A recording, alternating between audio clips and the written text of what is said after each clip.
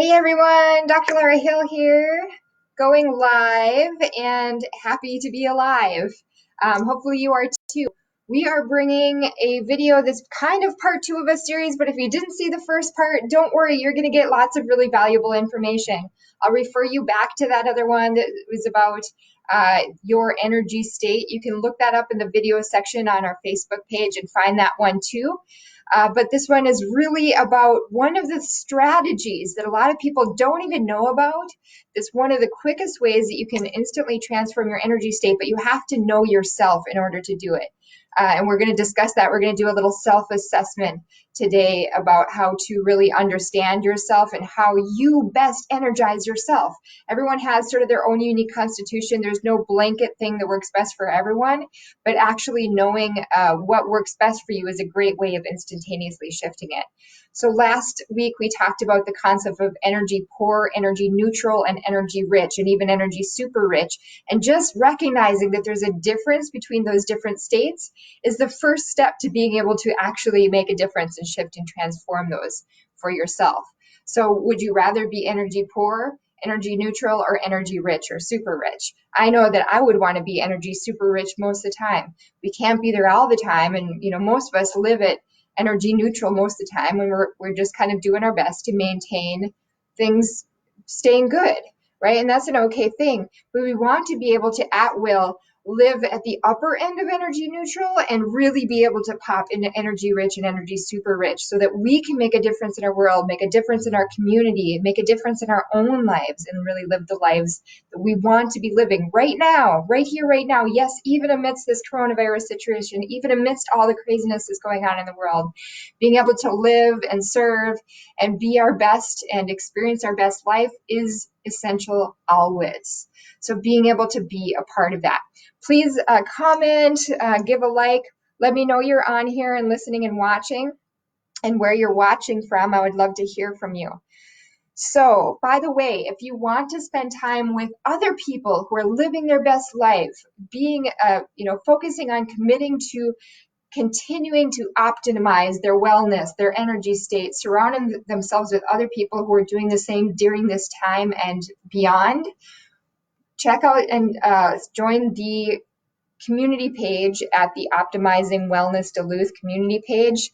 It's absolutely inspiring and amazing and wonderful. Everyone who's been on there and sharing, and I'm so grateful to have that group going. So first thing when we're talking about working and shifting your energy state is the title is a little bit misleading, because I don't actually want you to think about shifting away from anything. So this isn't about I'm in a crappy energy state and I'm going to get away from it as quickly as possible. So often one of the things that's actually creating suffering in the first place is trying to be anywhere but here.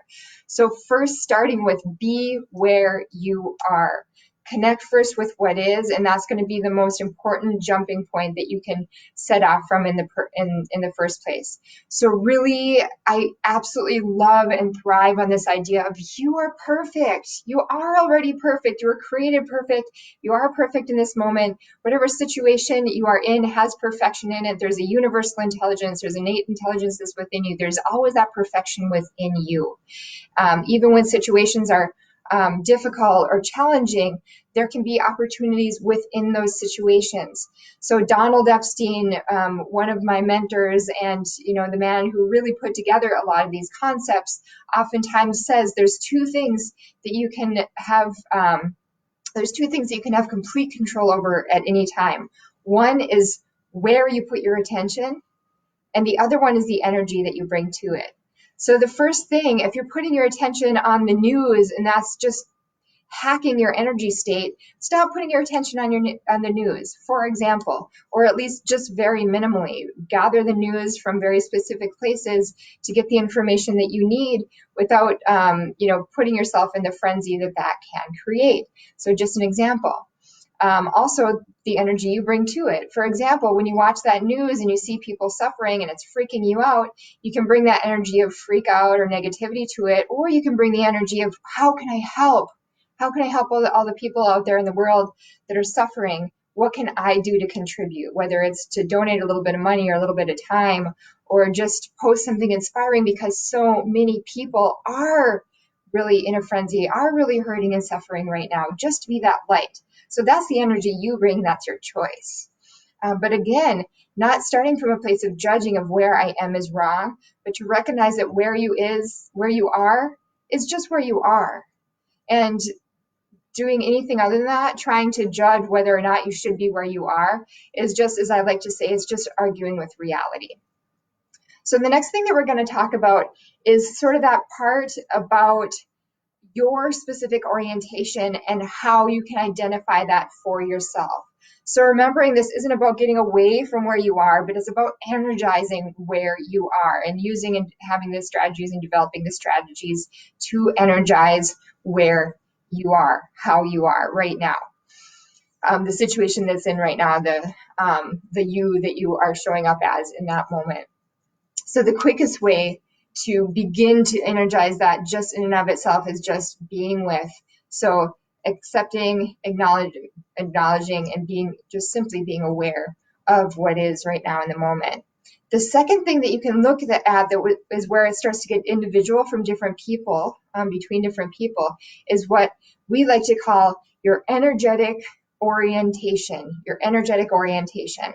Okay. So what does that mean? So when we're talking about orienting, this is how you orient to the world. Are you orienting internally? When you look inward, is that something that's energizing to you? And when you look externally, is that something that's energizing for you? Now, you might jump into kind of snap judgments or previously conceived notions about what this means, and this probably is not what you've thought of or heard of before. Okay, so just for a moment, sort of drop all preconceived notions about what's right or wrong.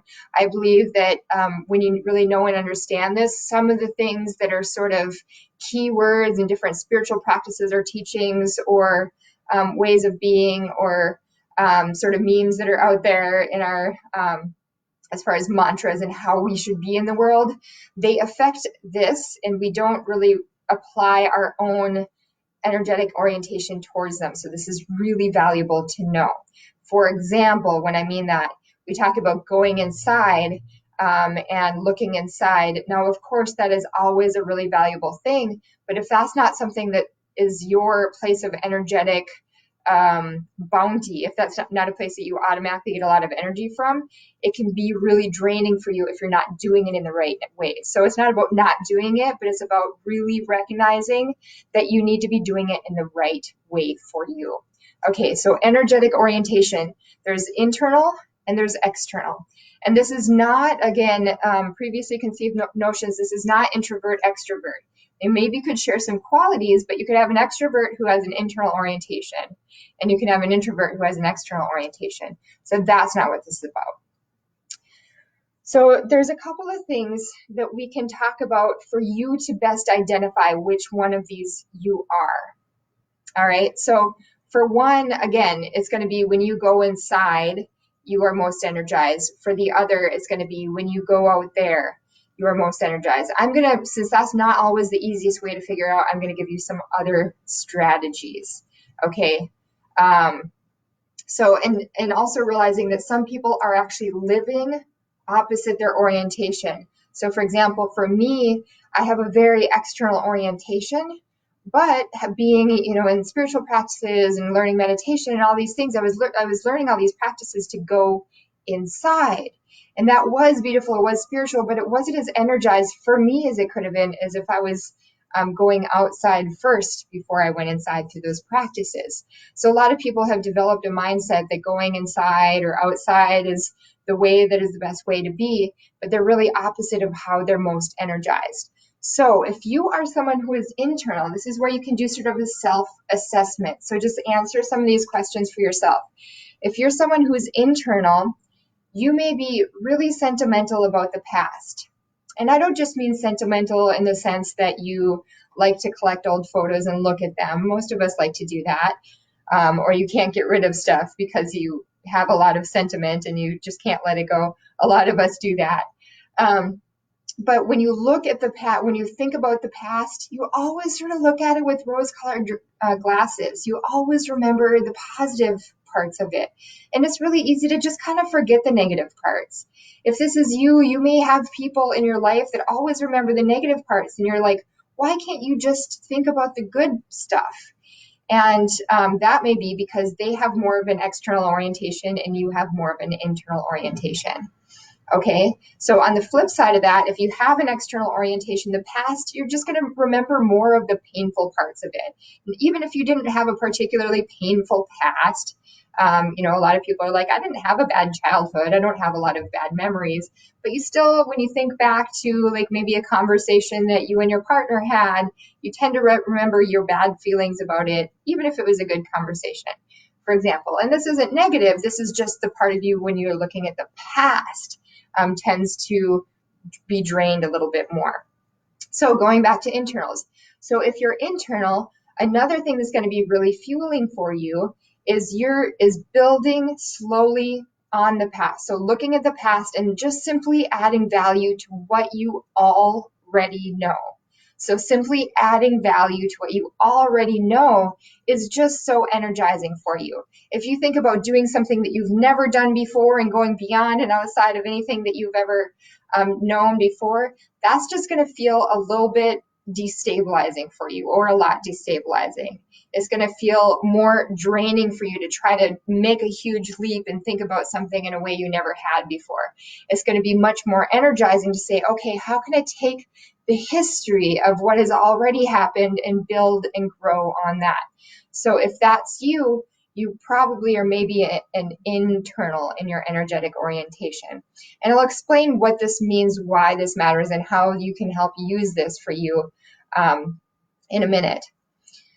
If you are external, you are going to be much more fueled by the future.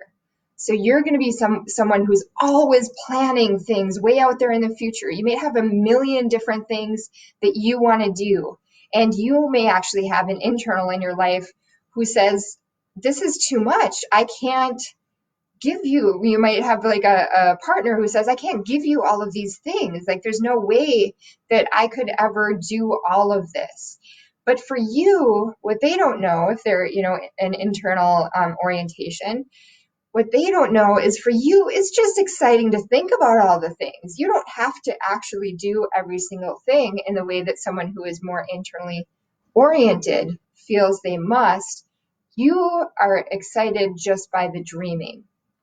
And so if that's you, you may be external in orientation.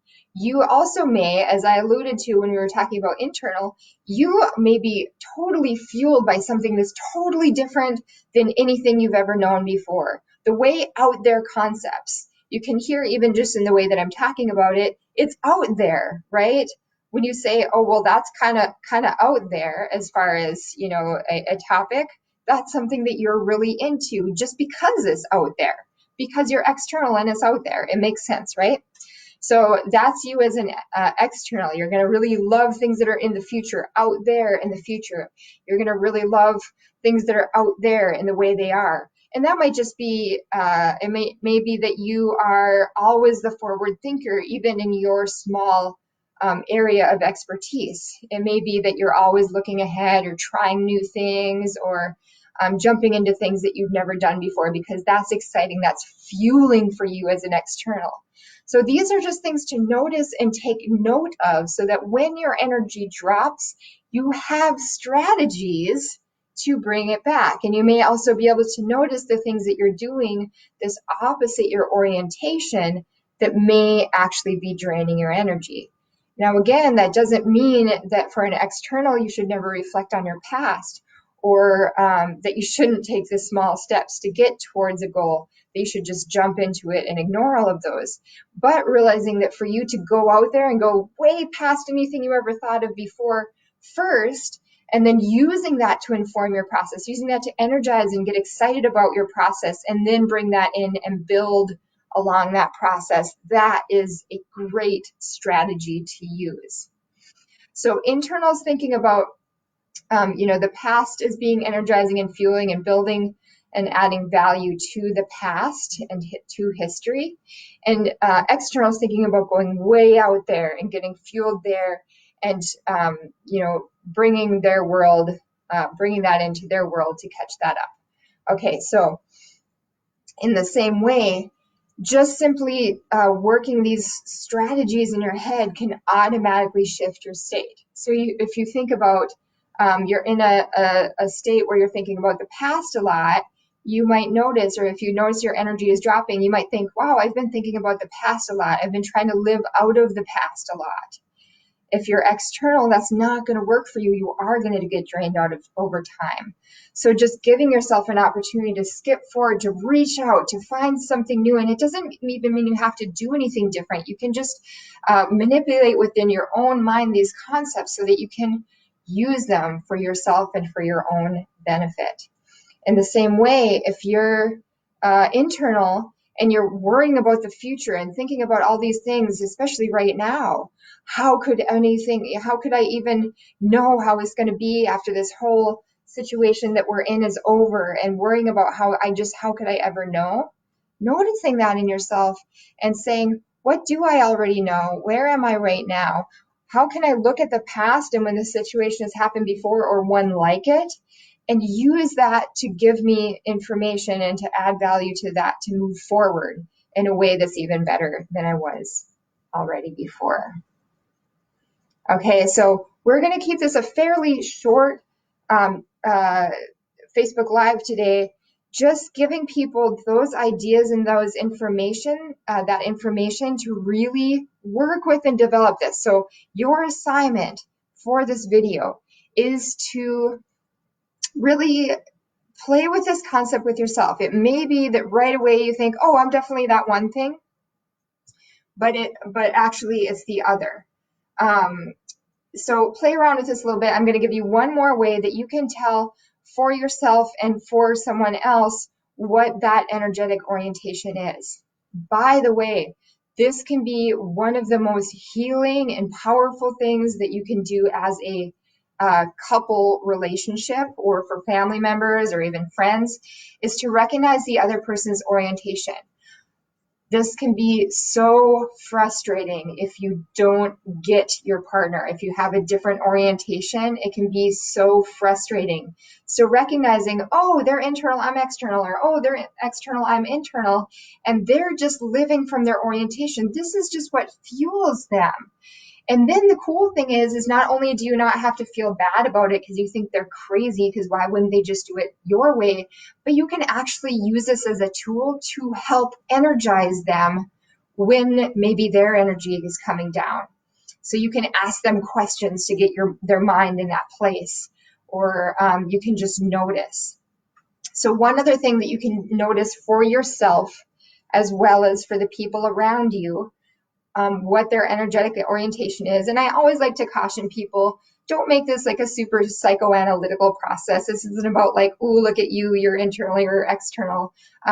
Especially, if someone's talking about something that's bothering them or troubling them, really try to be with that person as opposed to just judging what their energetic orientation is. It's much more powerful just to be present with someone, but also taking in this information so that you can empower and energize them through your friendship or through your partnership is a really valuable thing. So just when someone is talking, you can either ask them to talk about something or just notice when they're talking about something, or when you are something you're excited about, and something that they or you find painful. If they're using their hands and expressing in their hands quite a bit, you can actually use that as an indication of their orientation, because they're going to, when they're talking about something painful, they're going to be pointing their hands in the direction of opposite their orientation. And when they talk about something energizing, they're going to be pointing in the direction of their orientation. So I'm going to give you an example, talking for myself. If I was in external orientation, which I am, and I might say, that thing that happened, it was just so painful, and I couldn't help, I couldn't help what was going on, and I just didn't know what to do. So notice that my hands are pointing towards my body. That's signifying that I am going to a place that is less energizing for me. So now I'm going to say and talk about another time that was so exciting and so energizing for me. You wouldn't believe what we did. We went and we looked at the sunset, and it was just beautiful, and it filled the whole sky, and it was really amazing, and we just sat there and soaked it up. Now, what am I doing with my hands? What am I doing with my whole body, my whole demeanor? I'm going external. I'm showing that external is where I'm reaching and going for energy. So it's really easy to read when someone especially is really expressive, to be able to see that. Now for yourself, another thing that you can do, if this is useful, if you kind of relate to a spatial way of relating to things, you can think about something that's really energizing to you, and you can just kind of say, where am I experiencing that? So is that thing that's really energizing for me out here, or am I experiencing it in here? Like if I was to remember something that was painful, I would feel it right here for me. Someone else might say, oh, I feel it just kind of right around in here. Like some people actually can get really specific and sort of locate where it is. But just noticing if that feels like it's painful out there or in here. And we think of something exciting. Oh, this conversation that we had, it was so great. It was amazing. I just had such a great time. Where are you imagining that? You might be imagining it out here. Or if you're internal, more in here, and just feeling the good feels about that in here. So play around with that a little bit. See what value it adds to your life. Using strategies to energize yourself and those around you right now is one of the best things that you can do. It's one of the greatest gifts that you can give yourself in the world. So continue to do that. Use that information. Put something in the comments what your energetic strategy is. What is your energetic orientation? Let us know. Are you internal? Are you external? Which one do you think it is? And so post that in the comments. If you are looking for other resources to energize yourself energetically, SRI, somato-respiratory integration, is a practice that I'm recommending every single one of my practice members is one of the most important things that they can do. So body-breath integration. And we are actually so important that we are doing a Zoom call just for this practice. So please join that. If you go to our events page, you'll see that there's an event for that this Thursday at 7:30 p.m. We look forward to seeing you there. It's likely we'll be doing it for the next couple of Thursdays at least. And so check out that. You have to register for that event so that you can get the Zoom link. So make sure you go to the Eventbrite and register.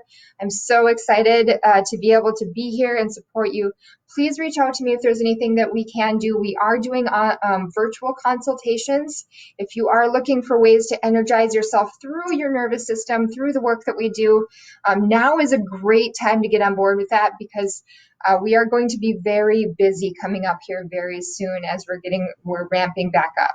So you can go ahead and send us an email, info@drlarahill.com, or go to the website and schedule a consultation for yourself so that we can do a virtual consultation with you. We are really grateful to be able to help and serve people in all of the myriad of ways that we are, and we will continue to do that. We are here for the world, for the community that we're in, and for the people and practice members in our life and in our office. So thank you so much for joining, and we will see you again soon. By the way, the next video that we're doing is part 3 of this series, where we'll dig a little bit deeper into your sort of energetic constitution and a few more aspects of that we call the triad of change. So I look forward to seeing you next Wednesday, same time, same place. We'll be doing the next in the series. All right, take care.